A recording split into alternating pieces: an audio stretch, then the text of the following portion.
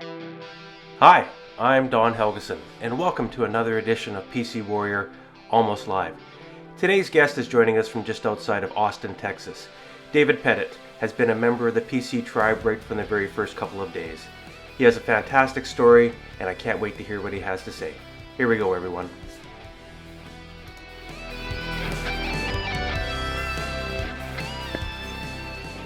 Hi, everyone. Don Helgeson here, coming to you from Nanaimo, British Columbia, Canada, with another edition of PC Warrior Almost Live.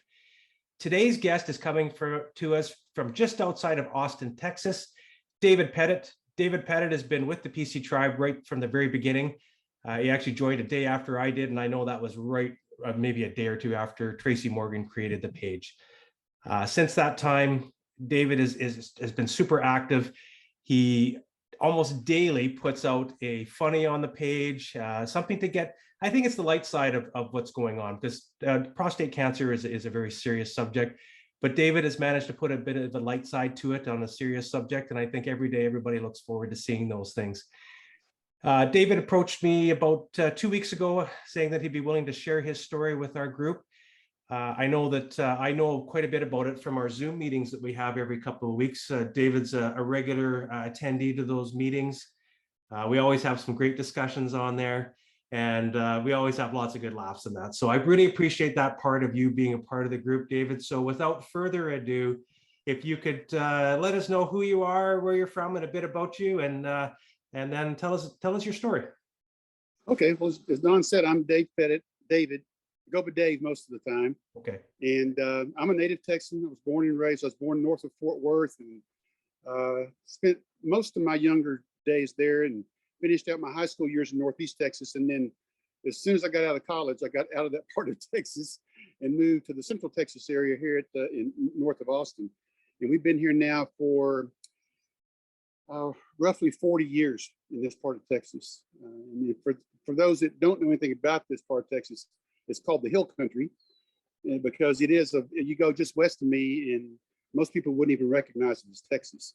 It's very hilly, very beautiful when it's not 107 degrees like it is right now. But it's probably one of the nicest parts of the state to be in. I'm married, have 2 children. Been married for, embarrass myself here now, for 42, almost 43 years, wow. Almost 44 years. And we have an adult daughter that still lives with us, which works out good for us because we travel a lot these days. So we have to have someone to watch the house and watch the pets. We have 6 dogs. Wow! So it's a loud and active household most of the time. That's fantastic. And so, from the cancer side of things, I was diagnosed. I worked for DuPont for the last 10, 12 years of my career. DuPont purchased the company I was already working for, and they offered me a buyout in 2016 and paid me through all the remainder of 2017. And then December 2017, I went for my annual visit and was diagnosed with stage 4 aggressive prostate cancer. Up to that point, I had never had anything but a normal urology visit. My PSAs were always normal. It was still normal the year I was diagnosed. I had BPH, which a lot of guys have, the swollen prostate, and had been on medication for that for quite a while. And the only link to anything, my dad died of prostate cancer. Okay. But the subsequent genetic testing, the genomic testing, didn't really have any markers for me. It indicated it was hereditary or something ingrained in my family lineage or anything. But I was diagnosed, and it was a roller coaster ride after that, because I guess, I can't speak for the doctors. I don't know where their head was at, but apparently my case was unique in some ways, because it was strange. I would go to visit other doctors, so like my GP or my gastroenterologist, even my dermatologist, and they all knew that I had been the subject of meeting these radiation oncologists, medical oncologists, and neurologists would have once a week. And I from day one was the subject, one of the major primary subjects in those meetings all throughout my treatment. Okay. And so I started this journey, and then they very quickly, like I said, it was a roller coaster ride. I very quickly went into chemotherapy, started Lupron, went 6 rounds of Taxotere surgery, 38 rounds of radiation. And it all went very well. I responded well to everything. And then I'd have to say in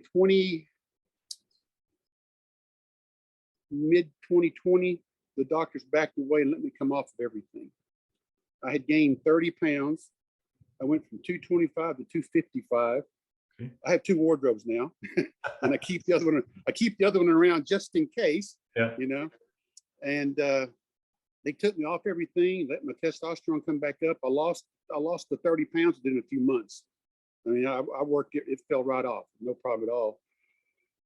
And then in November of last year, October, November timeframe last year, my PSA went from undetectable to, I'll just quote some round numbers, to 0.1, then to 0.2, then to almost 0.3, and then it wobbled back and forth, and it jumped up to 0.4. And at that point, my doctor said, that's it. We've got to get you back on treatment. So I then started, I'm now back on Lupron and Zytiga, the abiraterone.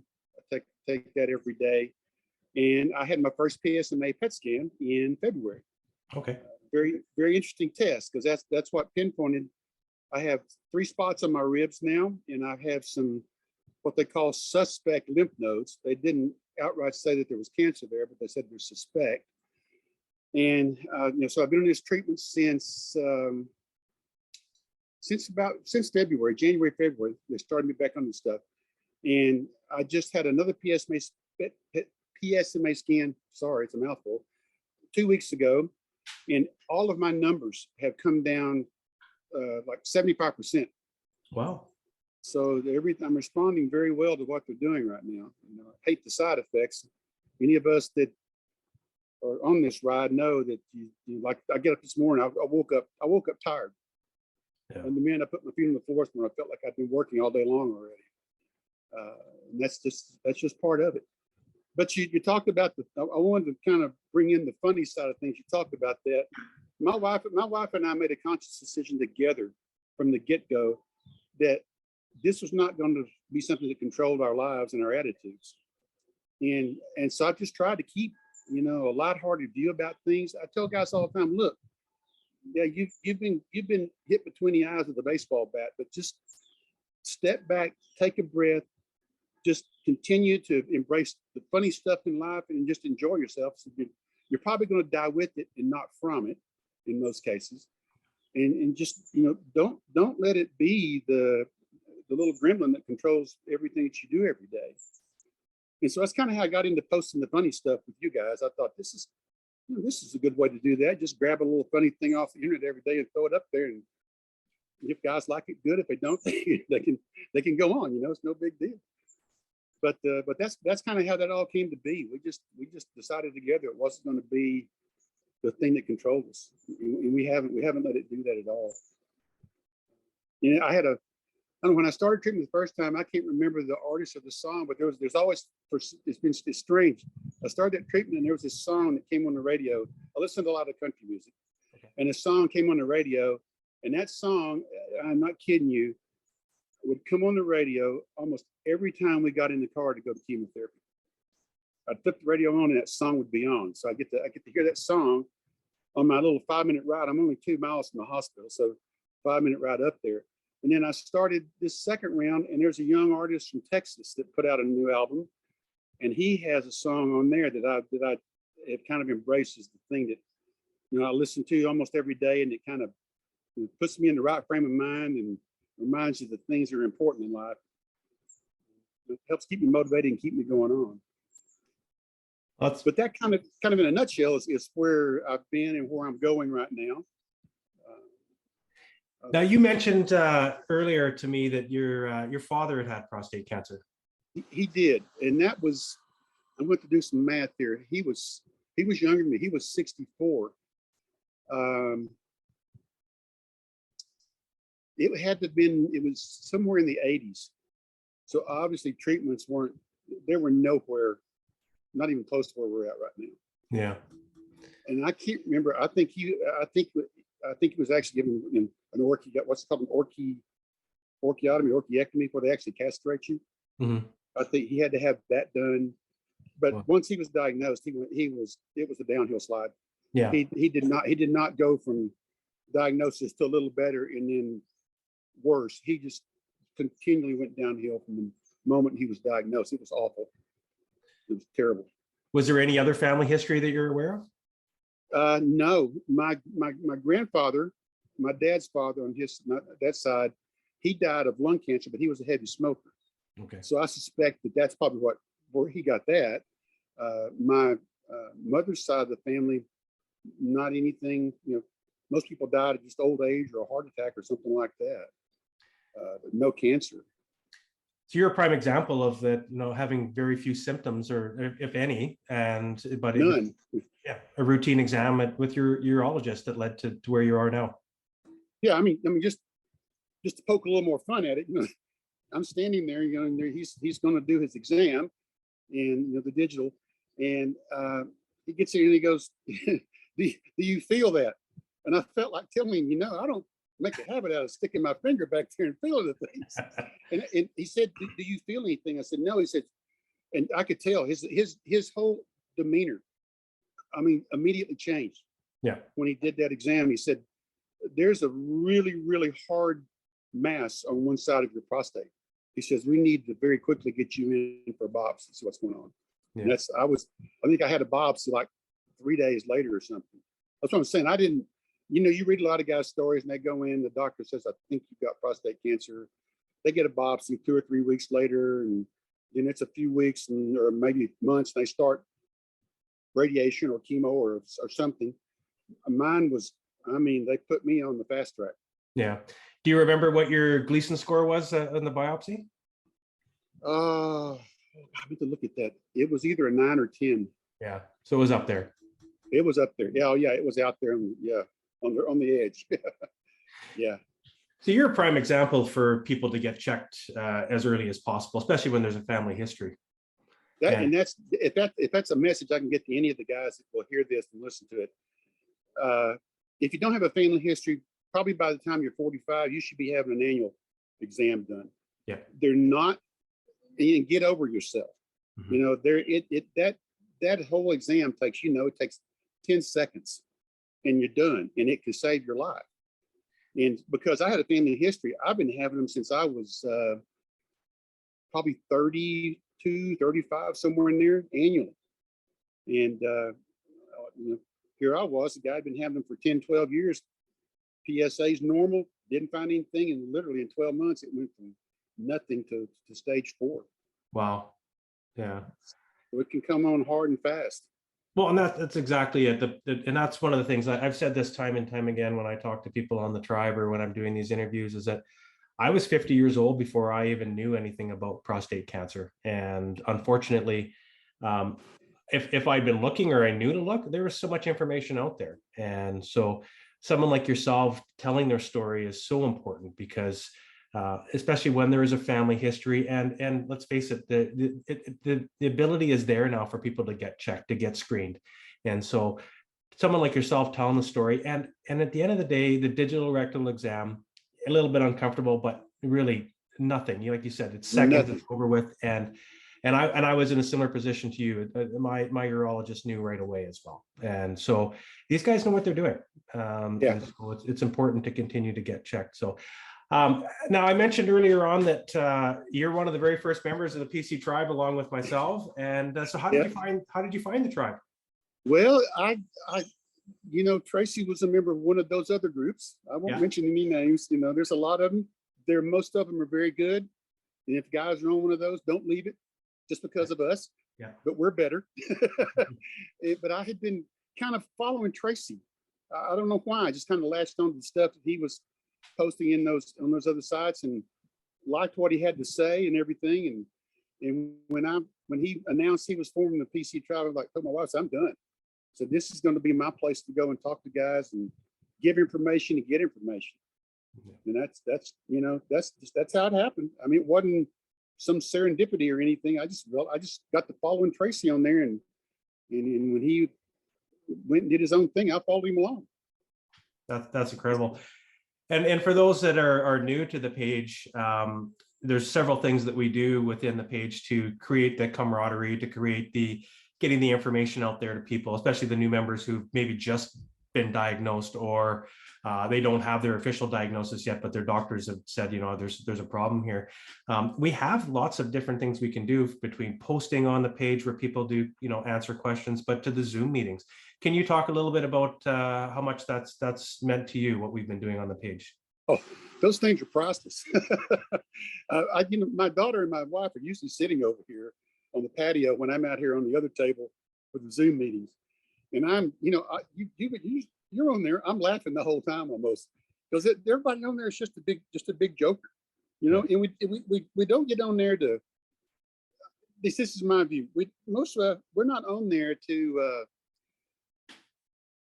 I guess come have a pity party, as it were, or anything like that. Most of us have already been through it, and that was the reason Tracy formed the site. Is for people like us with advanced or aggressive prostate cancers to have a place to come share our stories and commiserate with one another. But this group just seems to want to keep it lighthearted. Man, I love that. Yeah. And I every time I get off that meeting, I said, man, I really need that today. It just picks me up, and I'm good for. It keeps me going for 2 weeks, you know, till we get to the next one. And I love them. I can't say enough good about them, and I wish we could get more guys to join the site. And you mentioned something. I wish we could get more men that are newly diagnosed. Instead of us veterans, I'd like to see some more men that are newly diagnosed come on, so they can see that, number one, you're not been given a hopeless diagnosis. It's not. I mean, for almost nobody is it a hopeless thing anymore. There's hope for everybody, no matter what your diagnosis is, and they can come on and sit with us guys and talk with us guys that have been there and done it. Some of us are now on our second or third or fourth round of this stuff, and we're still above ground. So, you know, it gives those guys some hope and something to look forward to. Absolutely. And that's starting to happen. I know that when Tracy first created the page back in November of last year, you know, we were hovering around 25, 50 people for the first month or two. And then I think we just hit over 450, or closing in on 460 right now. And as one of the admins of the page, I'm seeing that almost daily we're having new members come in, and we're starting to see that people, and they're asking the questions, you know, they're joining and saying, hey, I'm new to this. And is there anybody that can, even if it's something simple as like, you know, if I do have you know, the surgery, you know, what should I expect afterwards? And I think those types of things, as you said, are invaluable. And so, and I'm happy to report to, I actually spoke with Tracy this morning. He's got a whole bunch of, he's got some cards and some bracelets that he's received that he's going to send out to people to distribute within their communities and their areas and get that message out. Because I think you're right. As the group gets larger, it just becomes better. It becomes better because there's more information out there we can share with each other, because experiences mean everything. Yeah, and I don't think any two people's experiences are the same. Not at all. We've all got a little bit different twist to our stories. We've all got something a little different, and those little differences make a difference to somebody that's just starting out. Yeah, you know, they can hear those for sure. Now, you mentioned that you've been on hormone therapy for yes. most of this ride.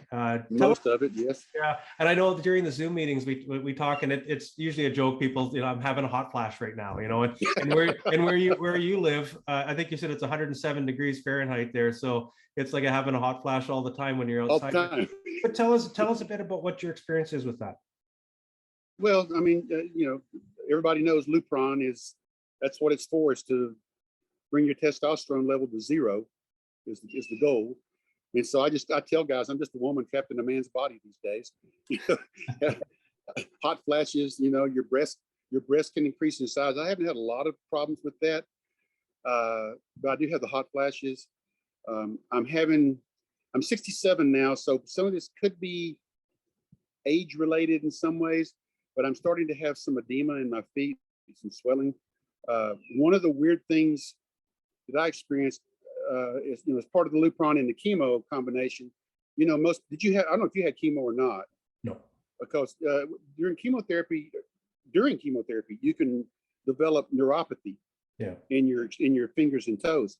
I never had that during the chemo. It was about 18 months, almost 2 years later, I started to get numbness in my toes, and I still have it to this day.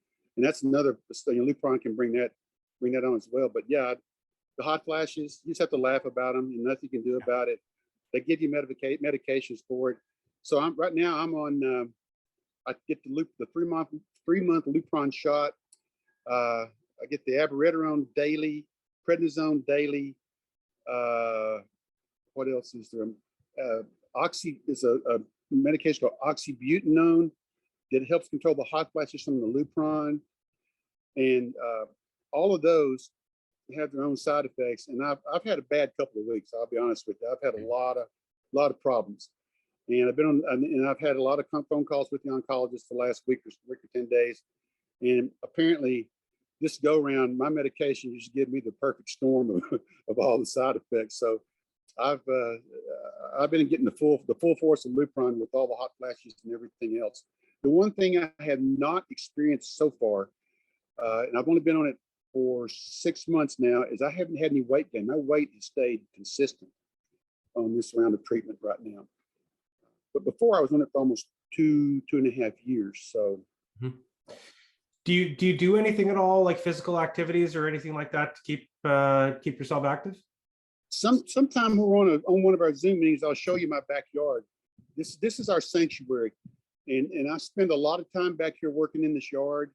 Right after I retired, my daughter was in our we live along a creek over here, and just across the creek is another subdivision, and it's a subdivision where most of the properties are 4 or 5 acres in size. And there's a young man over there my daughter's working for. He has a kennel business on the property, and she was going to quit working for him, so she recommended that he talk to me. We didn't want to at first, and then he finally let me come over and talk to him, and I've been working for him now for 2 years. I'm actually going over this afternoon to clean up the kennel. He probably has what he calls a meet and greet coming in, a new customer, so he wants the kennel all polished up and spiffy. But I do that. I'm over there right now because I do a lot of mowing for him. He bought me a real nice 0-turn mower this year, and I do a lot of mowing. He's got some open pasture, probably 6 or 8 acres of open pasture, and I keep that mowed with that 0-turn. But it's so hot and dry right now, there's nothing to be done. So I just go over and clean the kennel once a week for him. And other than that, I don't have never have really had a regular exercise routine.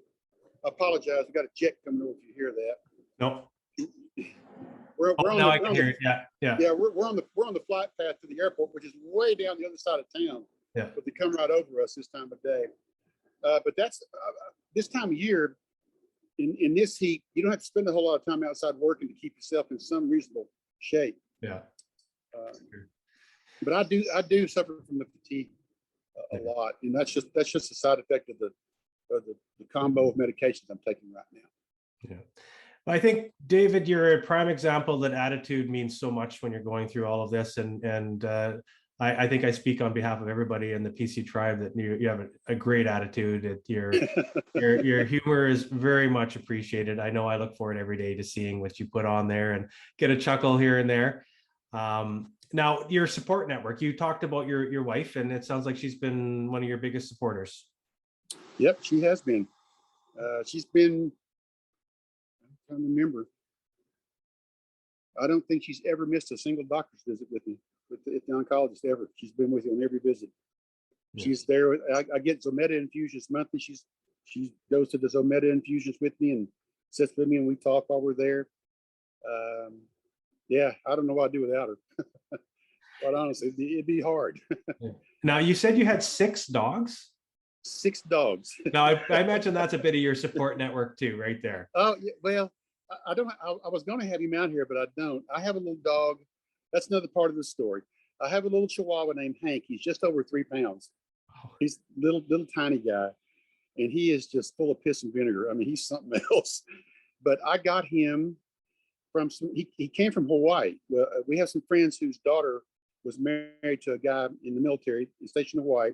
They came back to Texas, and they live not far from us here. And she had him, and there were 2 dogs in the house, and he was being a little bit of a problem for her. So she asked her mother if she knew someone who might be interested in taking him. She said, "God, I got the perfect place for him." and she called and asked my wife if she thought I'd be interested.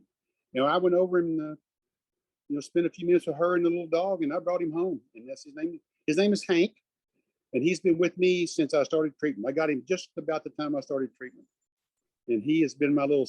If he was out here right now, he'd either be sitting here beside me in my lap or on the ground right beside me. If I go in the kitchen to do anything, I have to be careful because he will usually be sitting 6 inches from my feet. But he never leaves. He rarely ever leaves my side. And I thought that's it. Between him and my wife, I don't know what I'd do if they weren't around. It'd have been a much harder journey. I can promise you. That's fantastic.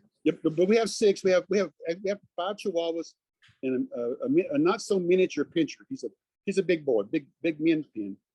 But he's 17. We've got 1 Chihuahua that's 15, almost 16. And then you get back into the young guys. Everybody else is a lot younger than that. So we're going to be down a couple of dogs before too long here. They're getting pretty old and having their own problems. But it keeps the house fun. Absolutely. No, like I said, Dave, I really appreciate your attitude through all of this. Is there anything else you'd like to add, or do you have any, like maybe some famous last words you'd like to tell the people that are listening here? Kind of started out. Anybody going through this, just starting, or if you're well on your way into the journey, just do everything you can to try to smile and stay positive. Absolutely. Go out and do something good for somebody every day. Whatever makes you feel good and lifts your spirits, try to do that every day. It's very important. If you're a believer, and there's something in your faith that gets you pumped up every day, do that. Do whatever it takes just to maintain a good attitude. You're not going to have a good day every day. No, you know that. Nobody does. Yeah. But you're going to have a lot more good days than bad if you just try to keep a positive attitude all the time. Absolutely. And then in addition, because you're so out there on the page with the social media aspect of the PC tribe, it's not self-isolating, being out there, making sure that you're not going through this alone. Right. Oh, absolutely. You can't go, you can try, but you can't do it alone. You cannot. There's just no way. No way. No way. Well, David, I guess that would be my parting shot to everybody. Absolutely. Well, this has been an absolute pleasure. I knew it would be. I was looking so forward to it when you said that you would do this. If anybody has any questions for David, I know that he's super approachable online. He answers when somebody asks him a question, he answers. He's in the Zoom meetings. So make sure if you have any questions for David, you contact him. If anybody wishes to become a future guest of this, please contact me as well. And until next time, everyone, thank you very much for joining us. Take care, David. Well, that's a wrap, everyone. Thanks, everyone, for joining David and I today. That was a fantastic story. If you'd like to share your story, please contact me via social media. Until next time, everyone, have a fantastic day.